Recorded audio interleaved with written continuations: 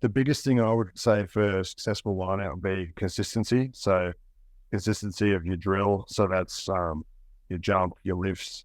You want that technique to be very repeatable and obviously to a high level, but the more consistently you can do it, because there's a lot of moving parts, the easier it is for everyone else to do their job correctly as well. Like the hooker knows he's throwing to the exact same mark every time that you call a certain thing, then that makes his job easier.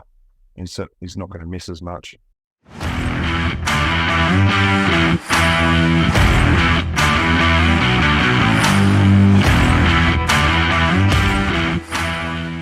G'day, Cadeyrn. How are you? Not too bad. How you going? Yeah, going really well, thanks. It's a nice, beautiful weather down here in Canberra. As you can see, I'm not wearing the jumper at the moment, but it's quite nice. It's just reminding us that summer is just around the corner. Yeah, it's crispy, but sun's out at least. At least it will make training a bit easier during the day for you when you're out there at Brumbies HQ. Yeah, the less frost and general moisture on the ground, the better. Easy done. So how's the year going so far, and how's rugby going right now as well? At the moment, just playing in the Canberra club, so in a bit of a funny position, not picked for Wallabies in this sort of train-on squad, but it's not a whole lot of direction coming through that. So just basically falling into the Super Rugby system at the moment, which has us training at the Brumbies and then playing club on the weekends. Easy, I did see that you won the player of the round last round as well for Uni North. Yeah, I think I must have got my mum to pick that, but yes, nice to get that. Yeah, it is a bit of a weird sort of setup at the Wallabies at the moment with only a certain amount of people being in the setup and then others just going back to club rugby. So it'll be really interesting to see what the final makeup is for the World Cup, and hopefully you're in it as well. Yeah, I think that announcement is coming up next week, I believe. So whether things are just pushing on as they are or there's some curveballs, I guess that's anyone's guess. Yeah, you just got to stay ready and just keep playing some good footy, I guess. Yep. So growing up as a young lad, what sports did you play and how did you end up playing rugby? Probably tried my hand at most sports that were available to me. So anything from athletics, basketball, played a lot of rugby league. As a teenager, I got talent ID for rowing. So I was pretty serious about that for a good chunk of time, and then eventually played rugby from about age 20. I did see that, the late transition. Did you think rugby was ever on the cards, or was it, really just focusing on rowing? I hadn't really thought about rugby union that much for most of my life up until probably close to the time where I started playing. But the more I thought about it, sort of made sense to give it a crack, and it's worked out. Easy on. Do you think if you didn't, go down the rugby path, you'd still be doing some rowing, or maybe go back to rugby league or basketball or something else? Yeah, I might have pushed on with either rowing or rugby league. Having trained seriously as a rower, like particularly my time at AIS, and then playing rugby league again and noticing a big difference physically, it's probably what gave me confidence that I could actually sort of set my sights a little bit higher with either one of them, league or union. It's just union sort of happened very quickly, so I was able to stick with that, but potentially might have been able to grind something with league. Fair enough. Do you think that rowing gave you a really good motor to be able to just keep running all day in rugby as well? Yeah, particularly early on, and probably while I was a little bit lighter as well, I definitely could just sort of operate at a high intensity for a long period of time. So I think particularly in my position where I guess most tight five forwards don't operate that way, probably gave me a bit of a leg up. That's cool. So when you do some stuff on the rower at Brumbies HQ, do you challenge any of the boys, or they know they got no chance against you? Some people come close, but no one's been able to beat me. But we really only do like nothing beyond about 30 seconds going for things that are going hard. So yeah, it's not that much of a reflection of my past anyway. Yeah, fair enough. At least you know that, no one can probably take you on the roll if they do challenge you. Yeah, I mean, it's a bit of just sort of a power activity anyway, but yes, still got to let them know who's the boss on that. 100%. So it's been some time now since the Super Rugby season has finished. What were the positives to come out of that season for you and the team? I reckon if you look overall, like on a sort of a scorecard basis, it was a pretty good season for us. Narrow loss in the semi-final. Won all but one of the games against the Australian teams, which, it was a bit of a shock loss as well. So when you look at the sort of overall scheme of things, pretty good. Maybe not a step up on the year before like we would have liked, but then we also had a lot of change, particularly new head coach, lost a few sort of really influential players from the years before. So, I mean, it's not bad, but I think we're still aiming for higher.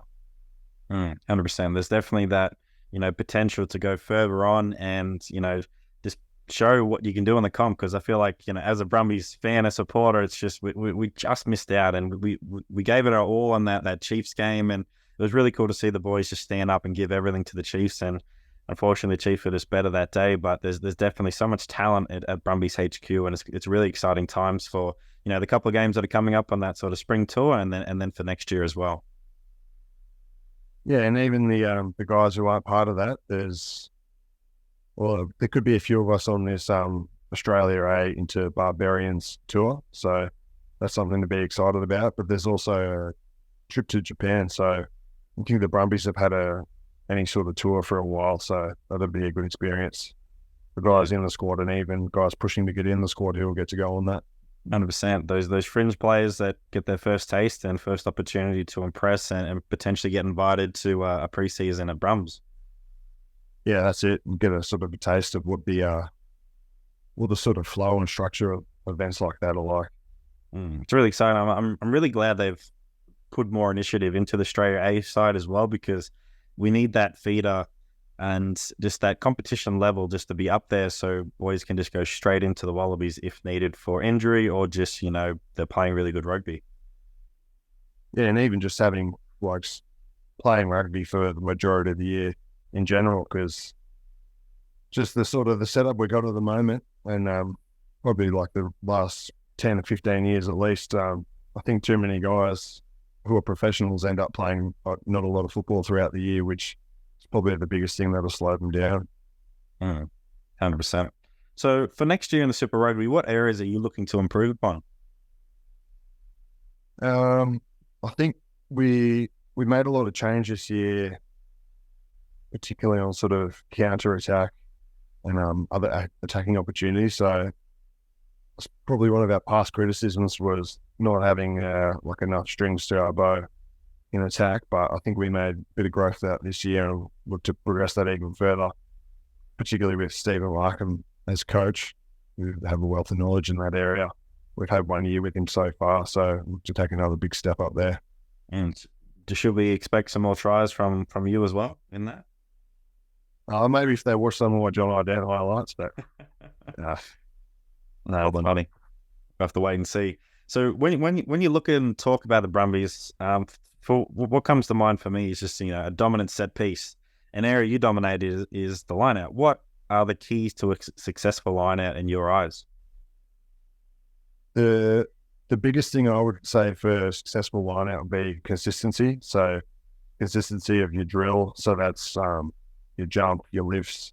You want that technique to be very repeatable, and obviously to a high level, but more consistently you can do it, because there's a lot of moving parts. The easier it is for everyone else to do their job correctly as well. Like the hooker knows he's throwing to the exact same mark every time that you call a certain thing, then that makes his job easier. He's not going to miss as much. But also in the scheme of a game, say you're having 15 to 20 lineouts and you want to be winning at least 90% of them, you want the only ones you lose to be ones that are stolen by a good defence. You don't want to add to lineouts you lost by ones that you guys just stepped up yourself. What's that conversation like after they have maybe picked you off once? Does it sort of make some subtle adjustments, or you just think, oh yeah, they got that one, but they won't get the next one? Probably depends on the nature of it. So if you had quite a simple sort of call or something like that, and it looks like they were well prepared for it, then you're probably not just going to hand feed them another easy one to pick off again. But if you took a tempo option and it looked like they just sort of ready to get a body in the air, maybe got it by luck, then you might try a different way of getting it there. And yeah, it can get pretty complex for something that's pretty simple, but I guess sometimes you keep it simple. Where can I win the ball? And let's just go there. Easy done. What are some things that are easily overlooked when it comes to, line out training and, nailing the basics?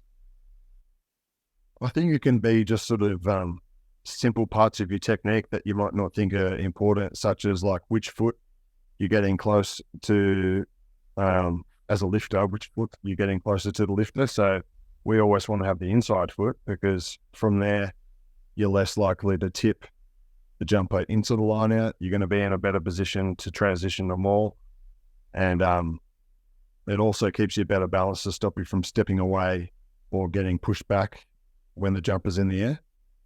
So you might think that obviously the strongest way to lift is with two legs, but in the scheme of things, coming in with a split stance with your foot on the inside, if you want to be consistently good, that's the way to go. So there's like little parts of technique that you think, it's not that important, but in the scheme of things, when you're doing it hundreds of times, you want to make sure you're doing it the right way. 100%. And especially if you want to get that lifter up into the air as high as possible so they can just outreach that the opposition. So it makes a massive difference that, extra little details and that extra, 1 or 2 inches you get up into the air. Yeah, and then like when you're doing it hundreds of times, it might boil down to doing it wrong once, and that's really costly in like a semi-final. So yeah, the consistency, you want to be drilling down on just all the parts that make up the perfect technique. That's a great tip. And the one that comes to mind for me is just for your lifters, making sure that you're getting that full extension. The amount of times I see, some younger players coming through the ranks and they just, not getting that full extension, it makes a massive difference out in the game and when the game is on the line as well. Yeah, and it can be easy to assume that that's just like an effort or focus thing, but it might be something that they're doing with their footwork leading into that lift that is causing them to miss that extension all the time as well. So I guess we got the luxury of having everything filmed from good clear angles, but anyway, you can sort of be on top of reviewing your own performance. Got to stay on top of those things. 100%. So now going to the opposite side, what are the keys to a successful line out on the defense? Well, it sounds obvious for the first one, but that's getting bodies in the air. So obviously that's where the ball is. But, there's obviously different approaches to doing that. Whether you try to read an attacking line out when they come in and anyone can get up, or you sort of mark zones and you want to be getting particular people up. But whatever sort of strategy you have, it's important that's consistently getting people up and pressuring the other line out so that they know that they're not going to be able to throw to certain areas or a lot of the areas of their line out, and that makes it harder for them to operate. Can you tell if they're going to do a fake, jump? Because the amount of times I see that now, there's a lot of, fake up and then slip out and then go to the next one. Can you sort of anticipate that or just have like a gut feeling now because you've seen so many lineouts and so much footage? I'm not coming in and just sort of rating them like as if I'm a psychic, but like quite often if I've reviewed a few of their previous games, and particularly if they're doing a fake movement where I've never seen them actually do the movement that they're faking, then that's a pretty good clue that they're faking to go to where you've seen them throw on the video. Every now and then you're the team that they've chosen that week to actually go up there. So it's just about being as prepared as you can and knowing when you have to act quickly or when you need to just keep your wits about you for a second longer to chase the movement. Are you looking at the body language as well and trying to see if there's any little, giveaways that the opposition is doing so you can easily read and understand where they're going to go? Yeah, there's definitely some giveaways sometimes. Sometimes it's just one person who they'll be leaning a bit before the call's made or before the throw.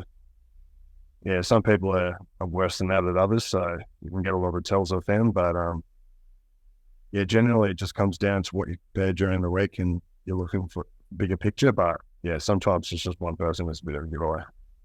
No, it's really interesting to learn more about that. And currently watching Quarterbacks on Netflix. If you haven't seen that already, just following Patrick Mahomes, Marcus Mariota, and Kirk Cousins. And Paddy Mahomes was just looking at some film and he was just looking at one linebacker and he's like, cool, he set up like this, so that's going to happen. And it did. And he's like, cool, if that happens in a game, I'm going to do this, this or that. So it's really cool to see, you know, people from rugby do it, and then also other sports as well, learning from them how they best prepare and, you know, prepare for the game that's coming up. Yeah, for sure. We get draw some similarities there. Yes, it was very cool what they get up to, so I might have to give that a watch. Yeah, it's really good because you get to see the elite, which is Paddy Mahomes, then you get to see above average, and then a person who, you know, hasn't reached his full potential and isn't, you know, the best quarterback. Obviously way better than me, not claiming that, but it's really cool to see the three different levels, and then obviously the Chiefs go on to win the Super Bowl. So yeah, I would highly recommend it. When I get a chance, I'll jump on it. So outside of Lineout, what are some other key attributes needed for locks to be successful in rugby? Well, while we're on set piece, obviously scrum's massive. Yeah, if your locks don't have good technique and aren't given a lot of strength there, then you make your front rowers look bad pretty quick. And particularly the higher level you play, it comes down to small pressure releases that you get made to pay for. So that's massive for locks. Kick-off receipts, quite often we're still, if it's in a contestable area, we're the ones who got to get up and catch that with a pod lift. It's something I found impossible early in my career when it's something I'd never even attempted, but it's definitely a skill you develop and pretty crucial to restarting the game and getting out of your ends. And then just your general physicality around the park. You've got to be one of the sort of leaders in that area. So tackle, breakdown, ball carry. Those kickoff receipts must be quite challenging at the start to get your head around, but it seems like, you know, yourself, Nick Frost and Darcy do a really good job at that. How much, you know, training and, you know, reps do you do at training to best prepare for that during, say, the preseason? And then what do you do during the in-season to continue, you know, making that an area of a strength of your game? I used to do quite a lot of them at captain's run, but we stopped doing captain's run at Brumbies now, so I had to fit them in other parts of training. But for me, the main one was just practicing your overhead catching, because you don't want to be catching on your chest, because someone who, even if you've got a lift, someone can jump up and get their hand to the ball and they can dislodge it. So if you're catching above your head, then it's nice and safe. So for me, I'll just take lots and lots of kicks overhead, just practicing watching it through your hands into your hands, and then you can sort of add the lift to that and practice sighting the ball as it flies through the air. But I also, even on game night, most of the time it's night, before our actual team warm-up starts, I'll go out and warm up on myself and get a coach to kick me some overhead balls to where I'm going to catch them in the game, just so I'm used to seeing that ball fly through the air with all the stadium lights and the night sky behind it, to sort of dial in your depth perception for that. And I might not even get one all game, but want to be prepared for it.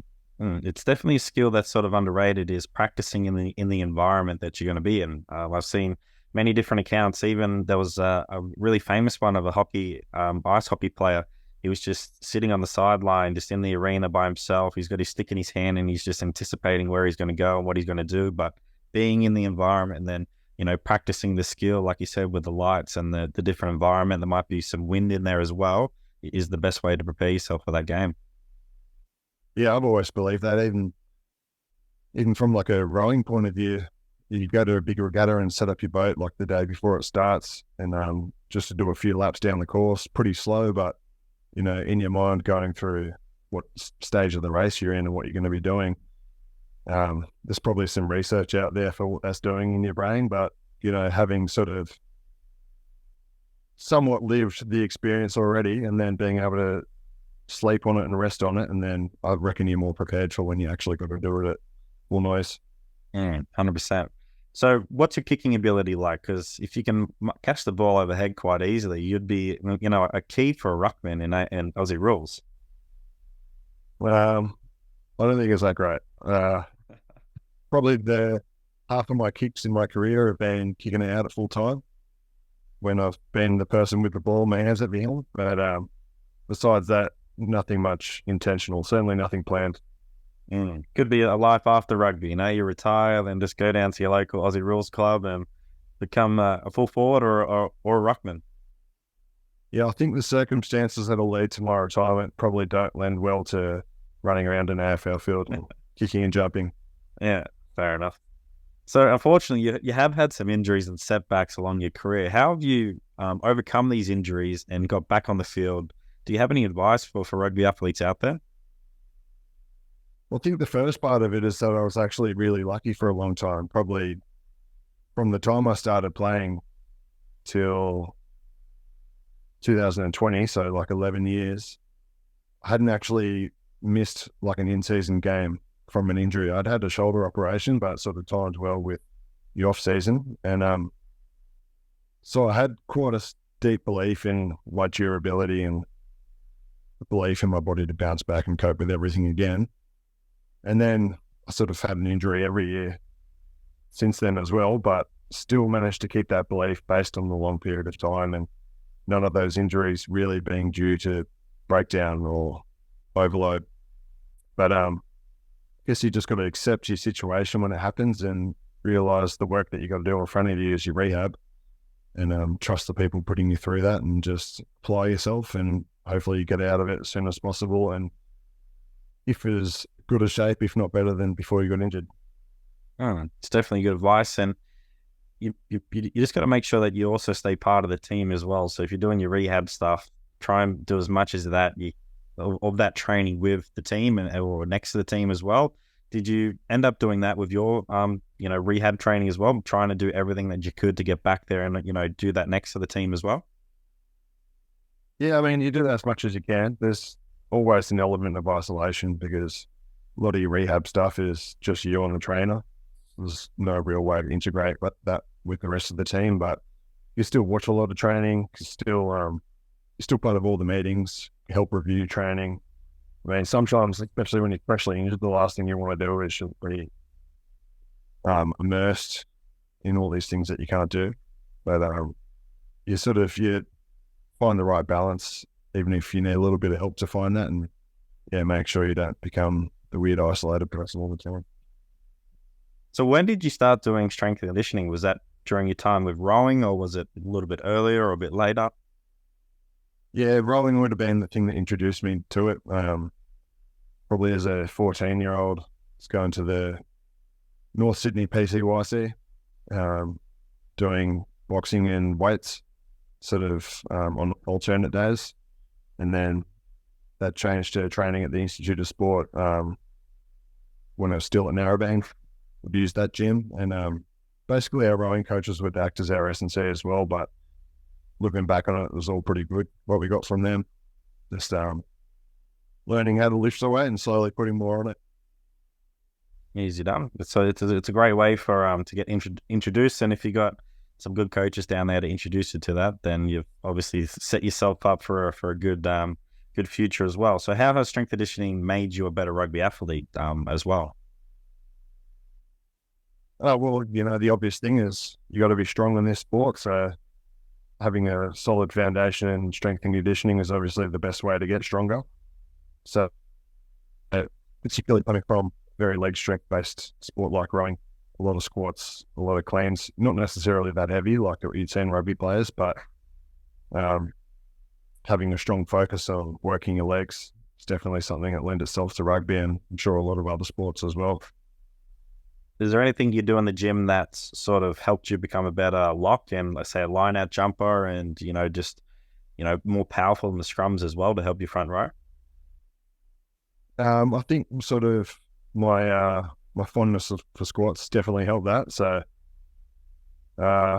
locks, low backs in general can sometimes fall out of love with something that puts a lot of force on long levers. Like probably some people might feel the same way about squats as I do bench press, which sometimes it works for a little bit and then sometimes really disagrees with me, but managed to stay strong with squats the whole time, and that's something that definitely give you power in the scrums, hopefully help you get off the ground most of the time if your ankles are playing along as well. But in terms of big lifts, that's my main one. But then in sort of recent years as well, paying a lot of attention to a lot of stabilizing exercises around the shoulders, hips, like knees and ankles. Those sort of things can sort of help the big picture keep the show on the road. 100%. Do you prefer being behind the tight head or the loose head? Is there much difference? You know, for someone who was a prop, I wouldn't know what it's feeling like to get my head squished against two round butts there. But is there a more preferred one that's more nicer on the ears than the other? I don't think either of them is nicer on the ears, particularly if your hooker moves around a bit. But I've been on the tight side for probably the last time I was on the left was 2016. But majority of the career have been on the right side, and yeah, that's what I prefer now. Fair enough. How are the ears going? Are they turned into cauliflowers yet, or they're going pretty well? They're cauliflower, but I tried to drain them as soon as they were fluidy along the ears. It was happening, so they're not too bad. They're not on the Luke Rima scale yet. No, they still look like ears at least, and they're just a little bit sort of hard, and at least sort of hard enough that I don't really get any more cauliflowers. That's fair enough. It's just such a weird thing that happens, you know, with the friction and all that stuff. So yeah, it's just a unfortunate byproduct of rugby. And some people just don't get them. So yeah, don't understand. Yeah, it's crazy. So what is, you know, often neglected or forgotten about in a rugby program? Let's say just out on the field in general. Is there anything that sort of comes to mind? I think just in the general sense of things, being a team sport, and particularly when you have squads, like 30 plus people, individual needs that can definitely get swept over, particularly on the physical side, and maybe even in recent years, mental and like methods of learning. But I mean, that's a difficult thing to be across the individual needs of everyone, but there are differing needs for people. So the better you can sort of cater to that, I think it adds to the total product. 100%. And that could just be, you know, doing 10 to 15 minutes of, you know, certain skill work before training or after training, to splitting into your little groups, and then understanding what's those little areas that you need to work on for a lock or a prop or an outside back. Go and work on that and learn how you best, you know, learn that skill as well and do it. Yeah, and even just sort of the constant loop of feedback between like you and coaches, S&C, physio, so people sort of know where you're at and what you might need. And we all have access to our phones as well, so if you need to record yourself doing the skill, do it, and then you can start analyzing that, or get your coach to analyze it, or a friend, or whoever it is, and then you can start getting some good feedback and you know, start improving your game as well. Yeah, so I think some parts of the game and the experience are better at that than others, but I think it's moving in the right direction. 100%. So what are some sports that athletes should look to gain some, you know, knowledge outside of rugby? Is there anything that pops into your head that we should sort of look more towards than others? I think that question could go anywhere. There's probably things you could take from any high levels of any sport that could be useful, and I guess just distilling down what things going to be most effective. I mean, you could even look at chess and the difference between low level and high level play there, and how that could translate to rugby and how you use tactics and strategy in that. But I'm not sure. Like, probably look to successful sports and maybe ones that you've actually got some access to some information from them, and go from there. 100%. There is so many sports out there, and if you enjoy it, you know, maybe look into it, what some of those, you know, better performers do, and see if you can take some, you know, golden nuggets away and start applying it to your sport. Yeah, enjoyment's probably a big factor there as well, because if you want to learn, you're going to have to spend a lot of time looking at what they're doing, and it'll make it a lot easier to actually enjoy looking at it. 100%. And for me, it's, you know, NFL. So again, I'm going to put in a plug for Netflix. Go watch the quarterbacks. For anyone listening here, it's a great insight to see what, you know, some of the top 1% of their sport are doing. And, you know, the NFL season is only just around the corner as well. So I'm very excited about that. Yeah, for sure. So what was it like making your run-on debut against England last year for the Wallabies?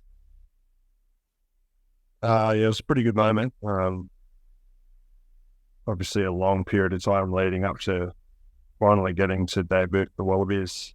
And first test of the year, like sold out Optus Stadium in Perth. Like it was all just a really big occasion, all building up to that moment. And some pretty big challenges within the game. Red cards, being down by I think 12 men last 5 or so minutes, but ultimately getting the win. So, you know, very intense occasion, but What did you learn from the first time you were in the Wallabies camp? Because, you know, there was a bit of time between drinks when you first got into that Wallaby squad to, you know, then finally making your debut for the Wallabies. I guess I was just sort of a lot better prepared and later stage professional in terms of an athlete by the time I got in there. So quite self-reliant when I needed to be. Because coming into the Wallabies can be a different environment to what you're used to, which you can affect people differently, but you want to be able to go in there and, you know, one way or another still get the best performance out of yourself for the team. And what was it like, you know, taking that first hit or line out or, you know, making that first tackle? Was it, you know, a bit different to Super Rugby, a bit more intense and more physical as well? Yeah, I think overall because people's techniques are more refined and making less mistakes, that all just adds up to the game being faster, more physical. I mean, the blokes probably are stronger, but even if they're not, just because they're better at what they're doing, it probably does seem faster and more physical. But I think I got a good early involvement. And on one of their better players, Ellis Genge, had a run and I got a turnover on him. So when you get a positive involvement early, you're like, all right, we're in this, let's go. And was able to just sort of stay in the game. I played 80 and pretty good involvements over the scheme of the game, and it was something I was able to be proud of looking back on. Yeah, 100%. It was a great game. What was it like going on tour with the team after that and, you know, playing against some of the best, you know, Northern Hemisphere players and teams? And what did you enjoy the most and learn about yourself as well? It was good this time. I've been on the spring tour in 2012 and not played. So, you know, the obvious thing was going on tour and actually playing in these games with these stadiums and the big crowds. You know, some of the world's best locations there, like Stade de France with 80,000 people there, Millennium Stadium, packed, singing their anthem, fireworks going off inside. You know, just being there for that occasion, awesome on itself, but then actually kick off and play as well. So just the occasion, like it's awesome just to be involved, but obviously there to try and get the good results, which, you know, there was a mixed bag.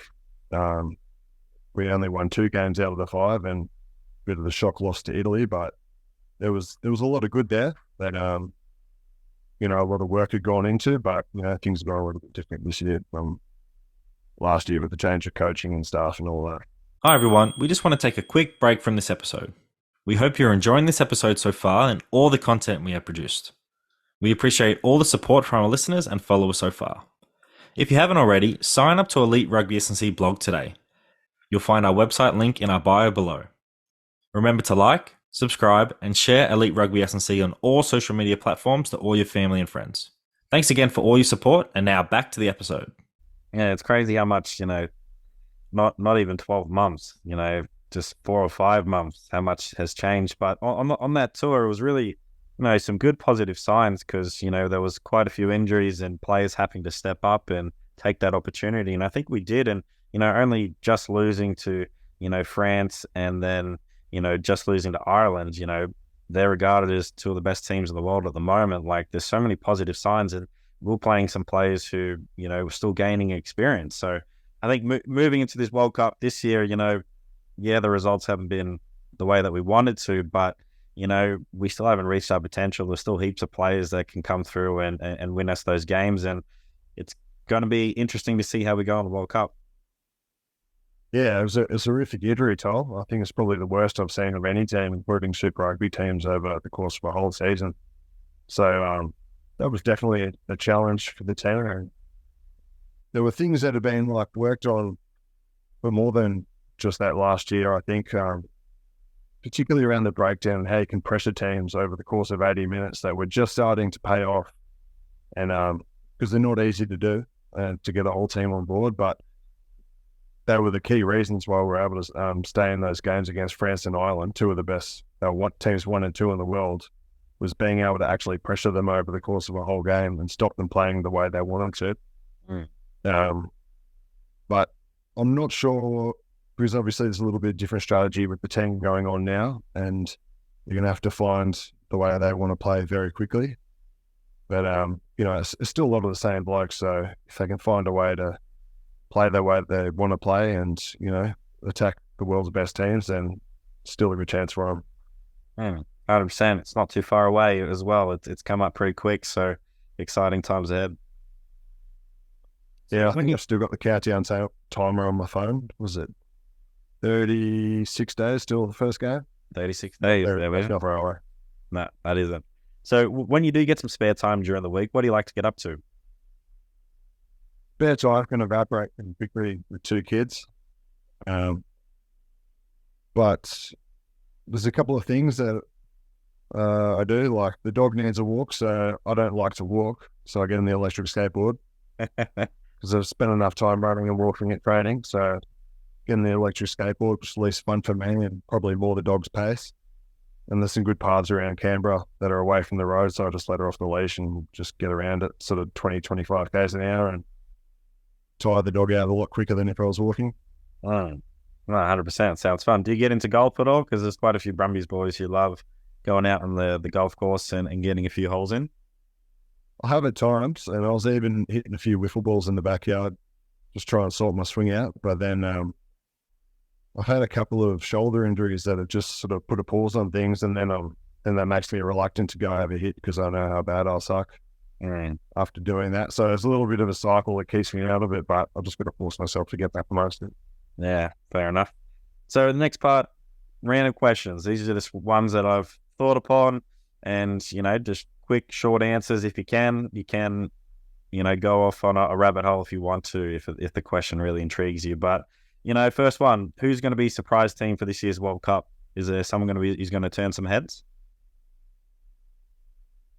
I'm not sure if it's becoming that much of a surprise after the last couple of weeks, but based on last year's predictions and where the rankings were, I think the All Blacks are probably poised a lot better to do than people were predicting, say, around Christmas. Like I've seen found some early form showing, well, I guess we'll find out after the weekends like what their depth is like, but it looks like they've got a pretty solid depth there. But there's a lot of blokes that can step up 1 to 15 and do a good job. So I think they're probably in a lot better position than they were people were predicting last year. And what I thought about, which might be a little bit interesting, is that who have sort of traditionally been massive outsiders and underdogs has been Japan. They might be coming in with a bit more of a reputation that there's going to be a bit more pressure to live up to this World Cup. So I'm interested to see how they go. Do you think that people making those predictions about the All Blacks were the Northern Hemisphere people? Like, they're not that good, leading to the World Cup and all this. And, they've been playing quite well of recent. Yeah, that some of those predictions might have been a little self-congratulatory from up there. I'm sure they'd like to see a top 4 with no Southern Hemisphere. I'm not sure if that's possible, but like the same people who would have felt terrible about seeing all the SandC teams in semi-finals in 2015 probably like to see that situation somewhat reversed going into this. But hopefully we're one of the ones stopping that from happening as well.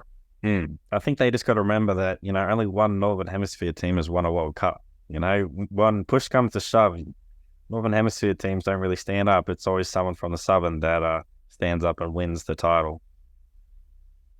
Yeah, we'll just hope that continues. It's always nice because they always think they're better. I feel like you got a small part of it. Yeah. So which players from the Brumbies are due for a breakout season next year? It's hard to pick because so many blokes just keep on doing it every year. But try to think who's maybe someone who already has like quite a good reputation, but has had limited opportunities. Is Billy Pollard. He's still only had a handful of games So if he can manage to string together quite a bit of time on the field, might be able to show a lot of things that people still don't know about. Tremendous athlete, not fitting into a tight five at the same time. That's always exciting.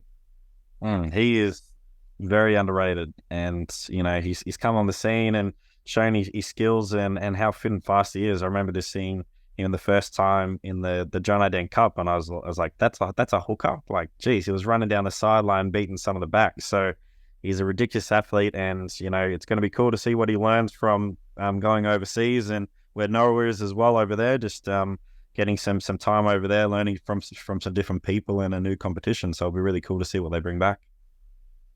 Yeah, that's awesome for him, because he otherwise would have just been, he would have been playing with me at the Owls for the last couple of weeks, but then maybe putting his feet up and just doing training again, which, he's been doing plenty of that the last couple of years, but you want to see him on the field developing his craft. 100%. Next question. I didn't want to send you this one. I wanted to be surprised, but oh well, it is what it is. Would you rather talk like Yoda or breathe like Darth Vader? It's a little bit difficult one. I think if I breathe like Darth Vader, probably get a tap on the shoulder during the night even more than I already do for snoring from my wife. But I guess talking like Yoda, I might have already had a bit of practice with that, learning Japanese. The sentences are ordered quite similarly, so might have to go with Yoda there. I just wonder how, if it was a rapid change, like right now, people would be like, what's going on there? If it was consistent over your life, I guess people would understand. But if you started speaking like Yoda next week, everyone would be like, is Cadeyrn all right there? Like, what's going on? I think people already think that, so it might not be too bad of a change. Yeah, fair enough. What is a common misconception you hear in rugby that is just wrong? It's one that is true and also wrong at the same time, is you just got to play what's in front of you. I mean, you have to react to what's in front of you, but you also have to be prepared, particularly the high levels you go. Like, you've got to be prepared to react to different situations, and you're going to react a lot better when you've seen it before and you know how to react, and that the ways to react are a couple of options that are going to work, rather than having to go from scratch and just think of something on the spot and potentially make a blunder. That's where I would draw the comparisons between, say, rugby and chess. People who just learn to play chess, they know how the pieces move. They might even know a couple of ways to open and a few strategies, but ultimately they're just going move by move, thinking, what do I have to do? Whereas the top level people, they are prepared for thousands of different ways, and probably no surprise what the first 20 or 30 moves are from each other. But then having a little bit of a strategy for when they get to a certain point of the game, or when someone does something different to what they might have prepared for. So you definitely want to react to what's going in front of you and not be just a complete prescribed robot, but you're not just going into a game and only reacting to what's going on. 100%. I love that. You have your game plan, and then, you adjust it when needed, and you just try different options when you've seen what the opposition is playing in front of you. So yeah, I think that's really good advice right there. So what has been a big game-changing moment in your rugby career that sort of stands out? I guess a lot of big steps along the way. So getting to even play first grade at Manly, that was getting a taste of more sort of higher level, full physicality rugby was like, because particularly at the time, the comp was filled with Super Rugby players from all the teams.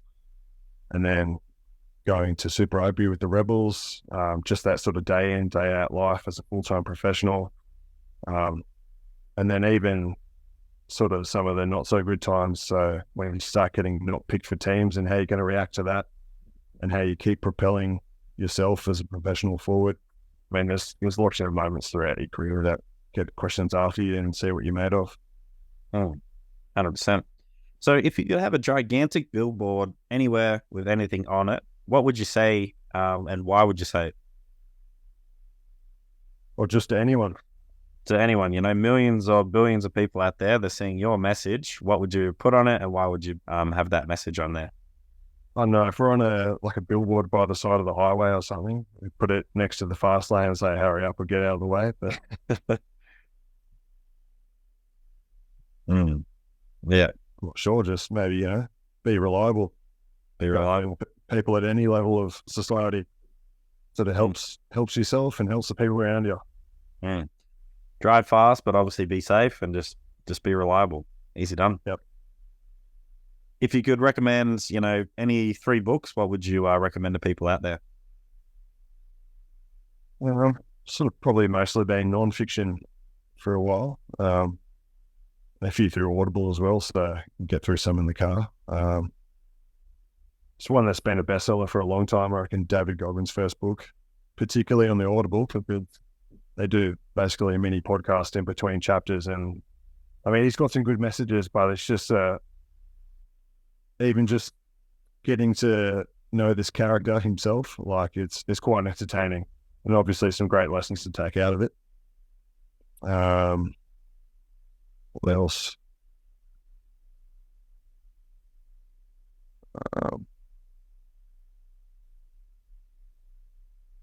I might have to come back to that, try to think. Well, that's so good. Yeah. But no, David Goggins, it's a really good book, and I've read the book and then also listened to the audiobook as well. And like you said, provides some extra information because it is like a podcast, and they ask some extra questions, which is really good. And I read the second book a couple of months ago, and I really enjoyed that, to understand where his life is now, and having some more setbacks, and how he's bounced back from having a pretty messed up knee that he did have, and now he's back doing some parachuting for like a fire rescue parachuting type role, and it's just still and high jumpers, isn't it? Yeah, which is I didn't even know that job existed, and it's quite crazy that he's doing that now, and it's just a really good book. And like you said, he's got a good message, and really just wants people to just be hard and be the best they can be, and push through it, and see what potential that you can reach. Yeah, it did make me think of another book that I've listened to on Audible as well, as Deep Blue by Gary Kasparov, who was the #1 chess player for about 20 years, particularly through the 90s, where computers were catching up to humans. This is basically what the book's about, that experience, and the whole saga leading up to IBM having a series against him and being the first world champion to lose to a computer. And interesting is that the things that let him down was very human things of feeling the pressure and assuming that the computer was better than him or was making the best move, when upon reflection, he made some serious blunders that, he wouldn't expect of players worse than him.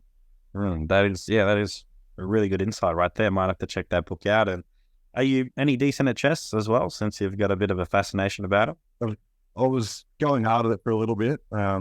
Just on chess.com out on my phone, but probably need to get back on that. Played a bit in primary school. It's just a game I've never wrapped my head around, so who knows, it might be something I go into to, get those mind games and those mental games as well. Yeah, you need a few offline games on your phone as well if you're on an airplane as often as we are. 100%. And last one, what is a highlight that stands out in your rugby career so far? There's a few. Obviously, we touched upon getting the debut tests last year. Huge crowd, get the win. And then some of those games on the spring tour as well. The big comeback victory in Wales when it's the last game of the season as well. Really got to celebrate that properly. And just some of the moments here at the Brumbies as well. I mean, even though I was just within Australia, winning that Super Rugby AU was good. It was my first year at the club. And, we got the result that we should have got. And we've had a really good team the last couple of years, and just games throughout the season have been highlights as well. Going to wipe the Hamilton and beating the Chiefs. So that's really good. For us, unfortunately, didn't get it done in the semi-final, but, it's a lot of belief based on those results that we can do really good things going forward. Many good highlights so far, and many more to come as well. So it's exciting times. Who should be a guest on the podcast next? Is there any coaches or athletes that should jump on for a chat? Might be a little bit harder to get a track of now. Dan Palmer would be an interesting person to pick his brain. But he's potentially out of a suitcase for a while now before moving to England. Rod, I had Rod on the other week, and he mentioned the same thing. He said he's a really interesting guy and has a lot of knowledge. Yeah, and imagine like his interests are a bit more diverse than your average person hanging around a rugby pitch, but then also obviously deeply invested in the dark arts of the game at the same time. 100%. Well, keep an eye out and keep reaching out to see if I can get him on the podcast one day, because he is a very busy man and he's going to be joining Dan McKellar over there at Leicester very soon as well. Yep. Which is exciting. So where can listeners find you on social media if they just want to keep up to date what's going on with your world? Well, you can find my social media. I don't know how well to keep you up to date with what I'm doing because I'm not the greatest or most regular post, but mostly just use Instagram now. I'm pretty much back to just reading on Twitter, or X as it's called now. Instagram's just Cadeyrn with 2 N's at the end. Cadeyrn. Easy done. I'll put that on the show notes, and who knows, you might get a few more followers keeping up to date with you. Yeah, no problem. Easy done. So thanks for joining me today. It's been awesome to get to know you more and learn about some more insights into set piece, and then also the finer details of rugby and stuff outside of rugby as well. So thanks again for joining me today. All the best for the rest of the year and for next year as well with the Super Rugby of the Brumbies. No worries. Thanks for having me. Thanks for tuning into another episode of Elite Rugby SandC podcast. Remember to like, subscribe, and rate Elite Rugby SandC on Spotify and YouTube, and make sure you follow us on Instagram. Sign up to become a beast via the link in the description or via Instagram page. Also, don't wait, make that good decision and join Elite Rugby SandC today and take your game to the next level.